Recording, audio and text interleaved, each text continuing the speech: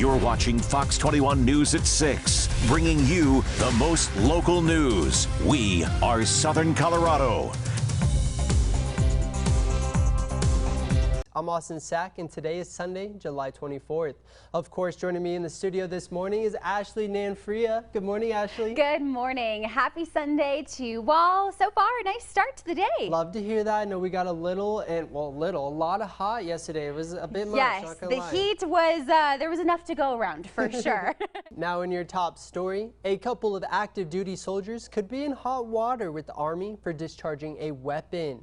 Well, if you're not sure what to get your dad this Father's Day, you still have, well, a little bit more time, and a local shop is here to help. Welcome back to Fox 21 News this Sunday morning, and good morrow. The Colorado Renaissance Festival is now open, and the villagers are ready to kick off its summer-long festival, and hey, maybe you're ready to sip some mail while watching your favorite night's joust. Well, Fox 21's Rachel Sauer couldn't wait any longer herself and checked out the festival and the age-old traditions. And still ahead this hour, it's Shark Week! The week filled of shark celebrations kicks off today. We have a sneak peek of Discovery Channel's coverage, and you won't want to miss it. Plus, coming up in sports, we're less than a week away until training camp begins for the Denver Broncos. Fans can't wait to see the new offense led by Russell Wilson.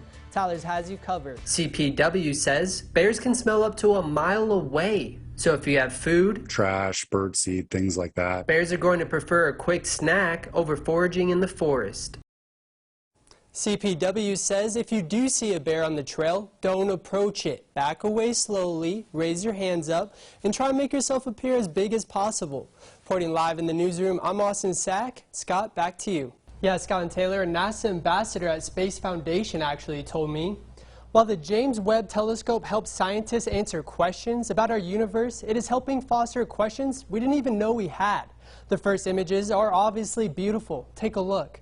But Space Foundation CEO Tom Zelibor said it best. The James Webb Telescope opens new chapters to knowledge and inspiration that is not only going to change lives, but history. Standing by for terminal count. Deux, unité, top. And liftoff. After 6 months in space, traveling 1 million miles from Earth. Through the clouds. The first images from the James Webb Space Telescope are out of this world. If you were to go outside and take a grain of sand and hold it to you from arm's length, this entire image would fit behind it, that grain of sand, which is insane. So you start to think, okay, well, what about the rest of the sky? Does it look like this too? And that's what we're thinking. Scientists believe that Webb will see thousands of galaxies that have billions to trillions of stars in them. Found's new Behavioral Health Connect unit, or Beacon 4, is here to help. If you're in distress in El Paso County, 911, what's the exact location of the emergency? and the emergency is determined a behavioral health issue, Beacon 4 will be there to spend just that extra bit of time some emergencies deserve. Because sometimes that little bit of extra time can go a lot further. Beacon 4 pairs a found police officer with a licensed clinician from UC Health to better respond. All right, tell me exactly what happened. To behavioral health emergencies. And I just find a passion to try to help folks, to show them that we're really there to help them, not necessarily arrest them. Community members continue to advocate for better evacuation planning because they are concerned about the length of time it could take to leave their homes west of Interstate 25. Colorado is no stranger to wildfires. With all the preparing in the world, you truly don't know how you will react. Sheriff's office! Sheriff's office! Until you are put into an evacuation. It's not a question of if there'll be another natural disaster. It's a question of when, where, and how well prepared we'll be. In Colorado Springs, that fear is all too real. 21's Austin Sack met with the peanut pusher himself before he begins his journey up the mountain this Saturday. Austin, how does one prepare for this trek? Yeah, Scott and Taylor, so Salem will not be able to use his hands to push a peanut such as this up Pikes Peak. In fact, he has designed a unique device that, as he says, should make the journey a bit easier. Oddly, 3 individuals have managed the nutty task of pushing a peanut up the steep slopes of Pikes Peak. Now, Bob Salem isn't planning on setting any records, but if he succeeds, he'll be the first person in the 21st century to complete the journey. Just being weird. Bob Salem is a collector, and now he's bringing an odd task back to life. I love collecting the history of the local area and stuff like that, so getting to be part of it and actually being out there, yeah, it makes it that much more special. When Salem learned the historic museum in Manitou was looking for a 21st century peanut pusher, he jumped at, or more like crawled at the opportunity. Flick this thing up. History was made in 1929 when Bill Williams was the first to achieve the bizarre feat, and he did it to win a bet. No, I didn't lose a bet. Actually, I volunteered for this.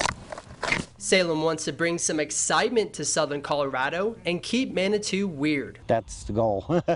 Perhaps the most notorious peanut pusher was rock music star Ulysses Baxter in 1963. Salem, in fact, got some words of wisdom from the peanut pusher. He helped with a little clues on crawling up the mountain. He actually went up the highway, the Pikes Peak Highway. Salem will begin on Saturday, July 7th on the Bar Trail and expects to reach the 14,115-foot summit of Pikes Peak on July 17th. It's just another way to get everybody to look at this little city. 46 years after the last pusher, Tom Miller in 1976 reportedly smashed Baxter's record to the top in less than 5 days. Salem says he's in no rush and plans to take plenty of breaks. You know, amazed as everybody seems to be when they hear I'm going to do this. I mean, I myself am a little surprised, but... Now, in years past, peanut pushers have taped the peanut to preserve it on the nearly 13-mile trek. Bob Salem is choosing to dip his in silicone. Salem won't be alone on this nutty task. His family will be there to support. And he asks that any hikers that see him on the trail say hello. Scott and Taylor.